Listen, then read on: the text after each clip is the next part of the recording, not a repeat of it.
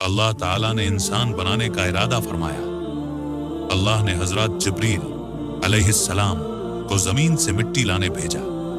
हजरत Israel अलैहिस्सलाम ने मिट्टी उठाकर अल्लाह के हुजूर पेश की। अल्लाह ने उस मिट्टी से आदम अलैहिस्सलाम का जिस्म बनाया। अल्लाह ने अपनी रूह फूंकी तो आदम अलैहिस्सलाम जिंदा हो गए। अल्लाह ने फरिश्तों को हुक्म दिया कि आदम अलैहिस्सलाम को सजदा करें। सब फरिश्तों ने सजदा किया मगर इब्लीस ने इनकार कर दिया।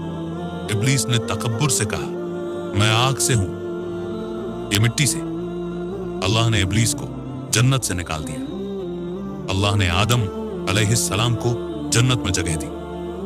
अल्लाह ने आदम अलैहिस्सलाम के लिए हवा अलैहिस्सलाम को पैदा किया।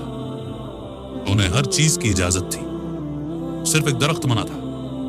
शैतान ने उन्हें फरेब दिया और दरख्त के करीब ले गया। आदम अलैहिस्सलाम और हवा अलैहिस्सलाम ने फल खा लिया। उनका लिबास उतर गया और वो शर्मिंदा हो गए। अल्लाह ने उन्हें पुकारा, क्या मैंने मना नहीं किया था? आदम अलैहिस्सलाम ने तौबा की और दुआ मांगी, रब्बना ज़लमना।